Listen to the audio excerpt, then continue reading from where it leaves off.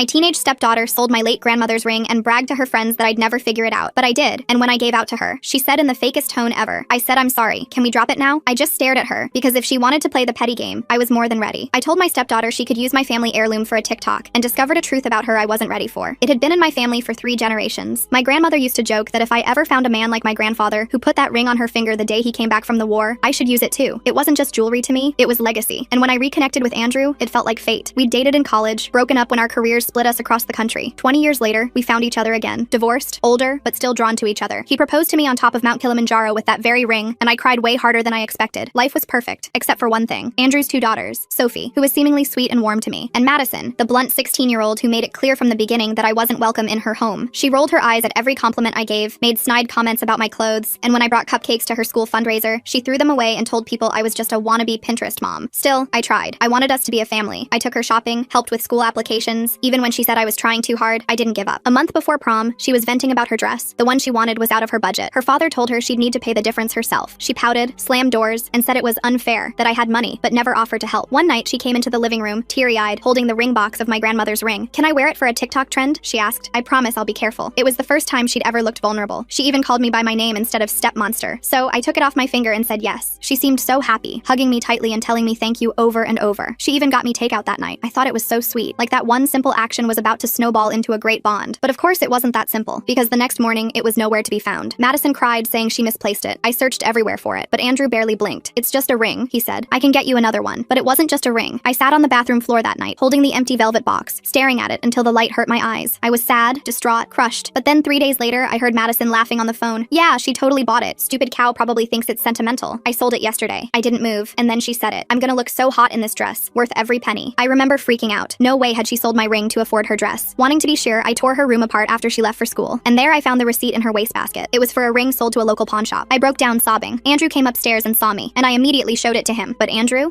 just sighed. "She's just a kid. She stole from me in the past. She didn't mean to." Yes, she did. We argued for an hour until I realized he wouldn't help, so I went to the pawn shop alone. The guy remembered her, said she called herself Madison Delancey. He handed me the transaction receipt and told me the ring was already gone. Sold. Nothing he could do unless it was reported stolen. I nodded, thanked him, and left. That's when my plan began. I went to the boutique where Madison's dress was being altered, told them I was there to pick it up, used her full name and order number. The clerk didn't even question it, handed it over in a garment bag. I brought it home, hung it neatly in the closet. Then I called the school and volunteered to chaperone prom. Said I was a step-parent, had event experience, happy to help. They were thrilled. The day before prom, Madison tore through the house, screaming, cursing, "Where's my dress?" She turned the place upside down, thinking someone had stolen it. Had a meltdown so loud the neighbors peeked out. In the end, she had to buy one off the rack. It didn't fit quite right, bunched in some places, loose in others. Still, she tried to carry herself like a queen. But then prom night came. I showed up an hour early, name on the chaperone list, hair done, heels on, and walked in wearing her dress. The same dress she'd bought with the money from my grandmother's ring. I stood by the punch table, greeting kids with a smile. When Madison walked in and saw me, she froze. The color drained from her face. Her friends whispered. She looked down at her ill-fitting backup and turned away. I didn't say a word, just smiled. It wasn't about the dress. It wasn't even about the ring anymore. It was about how, if you try to humiliate someone who only ever wanted to love you, eventually, you learn what it feels like to lose. Only, I wasn't done teaching her a lesson just yet. The day after prom, things spiraled further. Andrew and I argued again, and it was clear he wouldn't hold Madison accountable, so I quietly met with a lawyer. She recommended filing a civil suit for theft, suggesting it might finally bring the seriousness of Madison's actions to light. I hesitated briefly, knowing the disruption it might cause, but ultimately agreed. Papers were served to our house, within days, formalizing the charges and setting the wheels of justice into motion. When the papers were served, Andrew's reaction was immediate and defensive. He confronted me in the kitchen, holding the documents like I'd handed him a grenade. "Are you seriously suing my daughter?" he demanded, his voice tight with disbelief. "She stole from me," I reminded him. But Andrew shook his head, as if denial alone could erase the situation. Soon after, we received official notice. Our first court date was scheduled in a month. As soon as that happened, Madison moved in with her mother, Vanessa, taking most of her belongings in a dramatic exit that involved slamming doors and tearful accusations that I was destroying the family. She packed her clothes in garbage bags, dragging them down the stairs while sobbing loudly. Andrew helped carry her boxes to the car, his shoulders slumped in defeat. Sophie stayed with us, quieter than usual, her 10-year-old shoulders carrying the weight of a storm she hadn't created. She spent more time in her room, drawing pictures with dark colors and sharp lines that worried her art teacher enough to call home. "Is Madison going to jail?" she asked one night as I tucked her into bed, her voice small in the darkness. Her stuffed animals were arranged protectively around her, as if forming a barrier against the family chaos. I smoothed her hair back, feeling the silky strands between my fingers. "No, sweetie, this isn't about punishing Madison. It's about making things right." The nightlight cast soft shadows across her worried face. "Dad says you're suing her." Her eyes were wide, reflecting the dim light. "Not exactly," I explained, choosing my words carefully. "We're asking a judge to help us resolve this situation fairly." I pulled her blanket up higher, tucking it around her shoulders the way she liked. Sophie nodded, her eyes serious beyond her years. "Madison told me you're just doing this for money." My heart sank, heavy as a stone. Even from her mother's house, Madison was still spreading poison. This was never about about money, Sophie. It was about respect and honesty. I kissed her forehead, wishing I could shield her from all of this. The harassment began almost immediately after I filed the civil suit. Anonymous texts calling me a home-wrecking bitch. Emails with subject lines like, "Leave our family alone." My phone would buzz at all hours, each message more vicious than the last. Once, someone threw a rock through our living room window with "Home Wrecker" painted on it in dripping red letters. The glass shattered across our carpet, glittering dangerously in the afternoon sunlight. The police came, took reports, photographed the evidence, but without concrete proof linking Madison to these incidents, there was little they could do. My lawyer, Diane Mercer, advised me to keep documenting everything. "This actually strengthens our case," she explained, her voice calm and measured. "It shows a pattern of harassment and intimidation." She was a no-nonsense woman in her 50s with sharp eyes and a reputation for being thorough. I installed security cameras around the house, their small red lights blinking like watchful eyes. Andrew changed the locks, his face grim as he handed me a new key. We were living in a fortress of our own making, all because a teenager couldn't admit she'd done something wrong. 2 weeks before our court date, I received a call from the pawn shop. Mr. Ramirez, the owner, sounded excited, his accent thicker than usual. "You're not going to believe this," he said. "The guy who bought your grandmother's ring brought it back. Said his fiancée didn't like the style." My heart raced, hope fluttering in my chest. "You still have it?" I gripped the phone tighter, hardly daring to believe what I was hearing. "I do, and I remembered your story. I've set it aside for you." His voice was warm with understanding. I rushed to the pawn shop, the familiar bell jingling as I entered. Mr. Ramirez smiled as I approached, pulling out a familiar velvet box from behind the counter. "It'll cost you what he paid for it," he explained, plus a small restocking fee. It was more than I'd planned to spend, but I didn't hesitate. When I opened the box and saw my grandmother's ring nestled inside, tears sprang to my eyes. The gold gleamed under the shop lights, the tiny diamonds catching and reflecting the light just as I remembered. "Thank you," I whispered, slipping it onto my finger where it belonged, the metal warming against my skin. The familiar weight of it felt like coming home. Mr. Ramirez nodded, his eyes kind. "Family heirlooms should stay in the family." I called Diane immediately. "I got the ring back. Does this change our case?" I was standing outside the pawn shop, the spring breeze ruffling my hair as I spoke. "It changes the damages portion," she explained. "But the theft still occurred. The harassment still occurred. We're proceeding." Her voice was firm, reassuring. When I showed Andrew the ring that evening, he stared at it in silence, his expression unreadable. The kitchen light reflected off the diamonds, casting tiny rainbows on the wall behind him. "I should have taken this more seriously from the beginning," he finally said, his voice rough with emotion. "I'm sorry." The words seemed to cost him, each one dragged reluctantly from somewhere deep inside. I squeezed his hand, feeling the first tentative threads of repair between us. "We're going to get through this." I wasn't entirely sure I believed it, but I wanted to. The next day, Vanessa called, her voice honey-sweet in a way that immediately put me on guard. "I think we've all gotten carried away," she said. "Madison's just a teenager. She makes mistakes. Can't we resolve this without courts and lawyers?" I could picture her perfectly. Blonde hair expertly styled, manicured nails tapping impatiently on her desk as she spoke. I was suspicious of this sudden change of heart, the timing too convenient. "What exactly are you proposing?" I paced the kitchen as we talked, unable to stay still. "Madison will apologize. She'll do community service. She'll even get a part-time job to pay you back for the ring." Her tone was reasonable, practiced, as if she'd rehearsed this conversation. "I already got the ring back," I told her, twisting it on my finger as I spoke. The familiar weight of it was comforting, grounding. There was a pause, the silence stretching like taffy. "Oh, well, that's wonderful. Then there's no need for this lawsuit to continue, is there?" The sweetness in her voice had an edge now, like honey laced with vinegar. I thought about the broken window, the threatening messages, the police reports, the social media posts calling me a gold digger, the sleepless nights and Sophie's worried eyes. "This stopped being just about the ring a long time ago, Vanessa." Her voice hardened, the sweetness evaporating. "You're really going to drag a teenager through court? What kind of stepmother are you?" The accusation hit its mark, making me flinch despite myself. "The kind who believes in consequences," I replied, ending the call with a decisive tap. My hand was shaking slightly as I set the phone down on the counter. That evening, Madison showed up at our door, her usual confident swagger replaced by hesitant steps. She looked different, smaller somehow, her usual armor of designer clothes replaced by jeans and a plain sweater. Her makeup was minimal, her hair pulled back in a simple ponytail instead of her usual elaborate style. Andrew let her in cautiously, his body tense as if preparing for battle. The living room felt too small suddenly, the air heavy with unspoken words. "I came to apologize," she said, not quite meeting my eyes. "What I did was wrong. I shouldn't have taken the ring." Her hands fidgeted with the hem of her sweater, pulling at a loose thread. It was the apology I'd wanted for months, but something felt off. Her delivery was too rehearsed, her contrition too sudden, like an actress who hadn't quite mastered her lines. The words were right, but the feeling behind them was missing. "Thank you for saying that," I replied carefully. The clock on the mantel ticked loudly in the silence that followed. "So we can drop all this court stuff now, right?" She looked up hopefully, a flash of the old Madison peeking through. I said I'm sorry. Her tone suggested that the words alone should be enough to erase everything that had happened. And there it was. Not genuine remorse, just a transaction. An apology in exchange for dropping the lawsuit. The calculation was so transparent it was almost painful to witness. "Madison, an apology is a good start," I said, "but it doesn't erase everything that's happened." I kept my voice gentle, not wanting to escalate the situation. Her face darkened, storm clouds gathering. "Mom said you'd be like this. She said you just want to punish me." The vulnerability vanished, replaced by the familiar hostility. "This isn't about punishment," Andrew interjected, his voice firmer than I'd heard it in weeks. "It's about accountability." He stood straighter, no longer the defeated man who had helped load her things into Vanessa's car. Madison's eyes filled with tears, perfectly timed. "Daddy, please, if this goes to court, it could affect my college applications, my whole future." She reached for his arm, her expression pleading. Andrew wavered, his resolve softening at the sight of his daughter's tears. "Maybe we should consider—" "No," I said firmly. "We've tried handling this privately. We've tried talking. We've tried consequences at home. None of it worked. The court date stands." My voice was calm but unyielding. Madison's tears vanished instantly, replaced by cold fury that transformed her face. "You'll regret this," she hissed, storming out and slamming the door hard enough to rattle the windows. The sound echoed through the house, followed by the screech of tires as she drove away. That night, someone slashed the tires on my car. Our security camera caught a hooded figure, face obscured, but the build matched one of Madison's friends, Tiffany. The rubber was cut in jagged lines, the car listing sadly to one side in our driveway. The police took another report, adding it to the growing file. The day before court, Andrew received a call from Madison's school counselor, Mrs. E. Patel. Madison had apparently told her that she was being forced to go to court by her abusive future stepmother, and that she was considering self-harm because of the stress. The counselor sounded concerned but professional, explaining that she was required to report such statements. Andrew was shaken, his face pale as he told me. "What if we're pushing her too far?" he asked that night, pacing our bedroom. "What if she actually hurts herself?" The moonlight cast long shadows across the floor as he moved back and forth. "That's manipulation, Andrew," I said gently. "She's trying to use your love and concern against you." I sat on the edge of the bed, watching him wear a path in the carpet. But what if it's not? What if she's really struggling? His voice cracked with worry, his hands running through his hair until it stood on end. I took his hands in mine, feeling the slight tremor in his fingers. "Then we get her help, real help. But dropping the lawsuit won't solve the underlying issues." I pulled him to sit beside me, the mattress dipping under our combined weight. The morning of court, I dressed carefully in a conservative navy suit, my hair pulled back in a neat bun. Andrew wore his best tie, his movements stiff with tension. Sophie stayed with a friend. We'd all agreed court was no place for her. The house was quiet as we prepared, each of us lost in our own thoughts. We arrived early, meeting Diane in the lobby. She briefed us on what to expect, but paused mid-sentence when she saw my expression change. I was staring past her, at Madison and Vanessa entering the building. Madison was in a wheelchair, her right leg in a cast, looking pale and fragile. Her hair was pulled back simply, her makeup minimal, emphasizing her youth and vulnerability. "What happened to her?" Andrew asked, rushing over. His concern was immediate, parental instinct overriding everything else. Vanessa gave him a cold look, her perfectly manicured hand resting protectively on Madison's shoulder. "She fell down the stairs yesterday. The doctor says it's stress-induced vertigo from all this legal pressure." Her accusatory tone made it clear who she blamed for the accident. I exchanged glances with Diane, who raised an eyebrow skeptically. The timing was too convenient, the presentation too perfect. Inside the courtroom, Madison's appearance had the desired effect. The judge, an older woman named Judge Harmon, looked sympathetic as Madison wheeled herself to the plaintiff's table, wincing dramatically with every movement. The courtroom was smaller than I expected, the wooden benches polished from years of use, the air slightly stuffy despite the ceiling fans turning lazily overhead. Vanessa had hired an aggressive attorney named Richard Dawson, who painted me as a jealous, vindictive woman targeting a vulnerable teenager. He emphasized Madison's stellar academic record, her community involvement, and how this lawsuit could derail a promising young life. His voice resonated through the courtroom, commanding attention with practiced ease. When it was Diane's turn, she methodically presented our evidence: the pawn shop receipt, the security footage, the threatening messages, the police reports, and statements from witnesses including Sophie and Mr. Ramirez. She was thorough and precise, laying out the facts without emotional embellishment. "Your Honor," Diane concluded, her voice clear and confident, "this case is about more than a stolen ring. It's about a pattern of theft, deception, harassment, and defamation that has escalated over months." She gestured to the stack of evidence on the table, the physical manifestation of Madison's campaign against me. Madison testified next, her voice quavering as she claimed she'd misunderstood when I let her borrow the ring. "I thought it was a gift," she said, her eyes wide with practiced innocence. "A peace offering. I didn't realize it was so important." She fidgeted with the blanket covering her legs, the picture of youthful vulnerability. "And the threatening messages?" Judge Harmon asked, peering over her glasses. Her expression was neutral, giving nothing away. Madison's eyes widened. "I would never do something like that. It must have been someone pretending to be me." She looked genuinely shocked at the suggestion, her performance flawless. When it was my turn to testify, I spoke calmly about finding the pawn shop receipt, about Madison's admission on the phone that she'd sold the ring, about the escalating harassment. The wooden witness chair was uncomfortable, but I sat straight, meeting the judge's eyes as I answered each question. "Why pursue this in court?" Judge Harmon asked me directly. "Why not handle it within the family?" Her tone was curious rather than judgmental. "We tried, Your Honor," I replied, but the behavior continued to escalate. Madison has never shown genuine remorse or taken responsibility for her actions. I could feel Madison's glare from across the courtroom, but I kept my focus on the judge. During cross-examination, Richard Dawson tried to portray me as obsessed with material possessions, more concerned about a ring than my relationship with my future stepdaughter. He paced as he questioned me, his expensive shoes clicking on the hardwood floor. "Isn't it true," he asked, his voice sharp as a blade, "that you wore Madison's prom dress to humiliate her in front of her peers?" He stood too close, invading my personal space in a subtle intimidation tactic. I took a deep breath, feeling all eyes on me. Yes, I did. It wasn't my finest moment. I was hurt and angry that she'd sold my grandmother's ring to buy that dress. The admission felt both freeing and uncomfortable. "So you admit to deliberately humiliating a teenager?" His tone suggested he'd scored a significant point. "I admit to showing her that actions have consequences," I replied, something no one else in her life seemed willing to do. From the corner of my eye, I saw Andrew shift in his seat. The judge called a recess. In the hallway, Andrew pulled me aside, his voice low and urgent. "Madison's leg isn't broken," he whispered. "Sophie texted me. She said Madison was bragging to her friends about faking an injury for court." His eyes were wide with disbelief. I stared at him. How would Sophie know that? The hallway was crowded with people, forcing us to stand close together as we spoke. Apparently, Madison didn't realize Sophie was in a group chat with some of her friends. She saw the messages. He showed me his phone, where Sophie had sent screenshots of the conversation. When court resumed, Diane asked to recall Madison to the stand. Judge Harmon agreed, looking curious. The courtroom had grown warmer as the day progressed, the air conditioning struggling to keep up with the number of people present. "Madison," Diane began, "can you tell us exactly how you injured your leg?" She stood at the podium, her expression neutral. Madison launched into a detailed story about falling down the stairs at her mother's house due to dizziness from stress. She described the pain, the trip to the emergency room, the doctor's diagnosis. Her performance was convincing, complete complete with winces when she shifted in her seat. And when did this happen? Diane's tone gave nothing away. Yesterday afternoon, around 4. Madison's voice was confident, assured. Diane nodded, then held up her tablet. Your Honor, I'd like to submit a new piece of evidence. These are screenshots from a group chat that includes Madison and several of her friends. She approached the bench, handing the device to the judge. Madison's face went pale, the color draining so quickly I thought she might faint. Her eyes darted to her mother, then to her lawyer, panic replacing the composed vulnerability she'd maintained throughout the proceedings. In these messages, sent yesterday evening, Madison brags about faking an injury to gain sympathy in court. She even includes a photo of herself applying the fake cast. Diane's voice remained professional, but there was an undercurrent of satisfaction as she presented the evidence. The courtroom erupted in murmurs. Judge Harmon called for order, her expression thunderous. The gavel struck the sound block with a sharp crack that silenced the room instantly. Is this true, young lady? She demanded. The kindness that had been in her eyes earlier was gone, replaced by stern disapproval. Madison looked around wildly, then burst into tears. Everyone's against me. No one understands what I've been through. She covered her face with her hands, shoulders shaking with sobs. Judge Harmon was not moved. I understand perfectly what's happening here. You've lied to this court, which is perjury, a serious offense. Her voice was cold, cutting through Madison's theatrics. The rest of the hearing was a blur of legal terms and stern pronouncements. Judge Harmon ruled entirely in our favor, ordering Madison to pay restitution for the ring, despite its return, the property damage, and our legal fees. She also mandated therapy and community service. The gavel struck again, finalizing the judgment with a sound that seemed to echo through the now silent courtroom. But the most damning part was her closing statement. Young lady, you have demonstrated a disturbing pattern of dishonesty, manipulation, and disrespect for others. If you don't change course now, you're heading for a difficult future. The words hung in the air, their weight almost tangible. Outside the courthouse, Vanessa wouldn't look at us. Madison, miraculously able to walk now, stormed ahead to the car. Her cast had been removed, revealing an unmarked leg beneath. Andrew looked shell-shocked. I can't believe she faked an injury, lied under oath. The spring sunshine seemed too bright, too cheerful for the gravity of what had just happened. I said quietly. This is who she's become. The realization was sad rather than satisfying. That evening, as we sat in our living room processing the day's events, Andrew's phone rang. It was Vanessa, sobbing. Madison's gone, she cried. She packed a bag and left. There's a note saying she's going to live with her boyfriend. She says everyone's turned against her. Her voice was high-pitched with panic. Andrew went pale. What boyfriend? She's 17. He gripped the phone tighter, knuckles turning white. Some college guy she met online. Jason or Justin, something like that. I've been calling her, but she won't answer. Vanessa's voice cracked with genuine fear. I watched the color drain from Andrew's face as he realized how little he knew about his daughter's life, how many secrets she'd been keeping, how dangerous her current actions might be. The evening shadows lengthened across the living room floor as we absorbed this new crisis. We'll find her, he promised, ending the call. He looked at me, fear replacing the anger and disappointment of the day. What have we done? His voice was hollow with self-recrimination. I took his hand. We held her accountable. That's what parents are supposed to do. I tried to sound more confident than I felt. And now she's run away with some guy we know nothing about. He ran his free hand through his hair, a gesture that had become familiar during these weeks of stress. I nodded, already reaching for my phone. Then we find her and bring her home. That's also what parents do. I started making calls, my mind racing with possibilities and plans. The court victory suddenly felt hollow. We'd won the battle, but possibly lost something much more important in the process. Madison was out there somewhere, angry, humiliated, and potentially in danger. The real challenge was just beginning. We spent the next 48 hours in a nightmare of police reports, phone calls, and social media searches. Andrew contacted Madison's friends, but they either didn't know where she was or weren't telling. Vanessa called hospitals and shelters. I scoured Madison's social media accounts for any clues about this mysterious boyfriend. The hours blurred together, marked only by cups of cold coffee and increasingly desperate phone calls. I found something, I said, showing Andrew a photo Madison had posted 3 weeks earlier. It showed her sitting on a campus bench with a guy's arm around her shoulders, though his face was cropped out. The caption read, "College life with Bae is going to be amazing." The geotag showed Eastern State University, about 2 hours away. My eyes burned from staring at screens, but the discovery sent a surge of adrenaline through me. That's Justin Mercer's sweatshirt, Sophie said, peering over my shoulder. He graduated last year. He's in college now. She pointed to the distinctive logo on the sleeve visible in the photo. Andrew's head snapped up. How do you know him? His voice was sharp with concern. Sophie shrugged. He used to pick Madison up from school sometimes. Mom didn't know. She twisted her fingers together nervously, aware she was revealing something significant. Armed with a name and location, Andrew called the campus police. They agreed to check Justin's dorm room but couldn't share information without a formal missing persons report since Madison had left voluntarily. The officer's voice was sympathetic but firm about the limitations of what they could do. She's 17, Andrew argued. She's still a minor. His frustration was palpable as he paced the kitchen. For 3 more weeks, the officer reminded him. Madison's 18th birthday was approaching fast. The calendar on the refrigerator had the date circled in red, a reminder of the celebration we'd planned before everything fell apart. While we waited for news, Andrew paced the living room, alternating between worry and anger. How did I miss this? How did I not know she had a college boyfriend? His self-recrimination was painful to witness. She didn't want you to know, I said gently. Madison's gotten very good at hiding things. I brought him a cup of tea he wouldn't drink, the steam rising between us like the questions neither of us could answer. His phone rang. Vanessa. Her voice was so loud I could hear her without speakerphone. This is all your fault, she shouted. If you hadn't dragged her to court, humiliated her, the accusations poured out in a torrent of blame and fear. Stop, Andrew interrupted. Madison chose to steal. She chose to lie. She chose to run away. We need to find her, not blame each other. His voice was steady, resolute in a way I hadn't heard before. After he hung up, he looked at me with tired eyes. I've been a terrible father. The admission seemed to age him, the lines around his eyes deeper in the harsh kitchen light. No, I said firmly. You've been a father who wanted to believe the best about his daughter. There's a difference. I squeezed his hand, trying to convey strength I wasn't sure I possessed. Late that night, Andrew's phone pinged with a text from an unknown number. door. Dad, I'm fine. Stop looking for me. I'll be 18 soon anyway. The message was terse, devoid of emotion, but at least it confirmed she was alive. Andrew called the number immediately, but it went straight to voicemail. The police traced it to a prepaid phone purchased with cash. Another dead end. We went to bed exhausted, the house too quiet without Madison's drama filling the spaces. On day 3, Sophie came to me with her tablet. I think I know how to find Madison. Her expression was serious, determined beyond her years. She opened Instagram and showed me a private account called ESU_Party Central that posted photos from campus parties. In the background of one image posted the night before, barely visible in the corner, was Madison. Her distinctive auburn hair was unmistakable, even in the dimly lit photo. That's Justin's apartment, Sophie explained. I recognized the weird painting on the wall from Madison's Snapchat stories. She pointed to an abstract canvas visible behind the partygoers. I hugged her tight. You're brilliant, Sophie. Her small body felt fragile in my arms, but her mind was sharp and observant. We showed Andrew, who immediately called the police with the new information. They agreed to do a welfare check, but warned it might take time. The officer sounded sympathetic, but explained they had limited resources, and a 17-year-old runaway who had made contact wasn't their highest priority. I'm not waiting, Andrew said, grabbing his keys. I'm going there myself. His jaw was set with determination. We're going, I corrected, already reaching for my coat. The decision was instant, automatic. Where he went, I would go too. We left Sophie with a neighbor and drove 2 hours to Eastern State University, following GPS to the off-campus apartment complex shown in the photo. The drive was tense, the radio off, each of us lost in our own thoughts as the miles passed. It was nearly midnight when we arrived, the building pulsing with music from various apartments. Groups of students milled around outside, red cups in hand, laughter carrying through the warm night air. We found apartment 307, Justin Mercer's place according to the directory. Andrew knocked firmly. No answer. He knocked again, louder. The bass from the music inside vibrated through the door. Finally, the door cracked open. A bleary-eyed young man with tousled hair peered out. Yeah? He looked barely older than Madison, despite being in college. I'm looking for my daughter Madison, Andrew said, his voice tight with restraint. I could see the effort it took for him not to push past the boy immediately. Justin started to close the door. Don't know her. His eyes darted nervously behind him. Andrew shoved his foot in the doorway. I saw her in photos taken here last night. Where is she? His voice rose, drawing attention from people passing in the hallway. Look, man, I don't want trouble. Justin's attempt to close the door was futile against Andrew's determination. Dad? Madison appeared behind Justin, wearing an oversized t-shirt and looking smaller than I remembered. Her makeup was smudged, her hair tangled, the sophisticated facade she usually maintained completely absent. The relief on Andrew's face was palpable. Madison, thank God. We've been worried sick. His anger seemed to drain away at the sight of her, parental concern taking its place. She rolled her eyes, but the gesture lacked her usual confidence. I texted you. I'm fine. She crossed her arms defensively, but I could see uncertainty in her eyes. You're 17 and you ran away from home, Andrew said. That's not fine by any definition. His voice was firm, but not unkind. Justin looked between them nervously. You said you were 18. His expression shifted from confusion to alarm. Madison avoided his gaze. I will be, soon. She sounded younger suddenly, less sure of herself. She's 17? Justin backed away from her. I didn't know that, I swear. He ran his hand through his hair, panic evident in his movements. Andrew ignored him, focusing on Madison. Get your things. We're going home. It wasn't a request. No, she crossed her arms. I'm staying here with Justin, but her voice wavered, lacking conviction. Justin shook his head rapidly. No,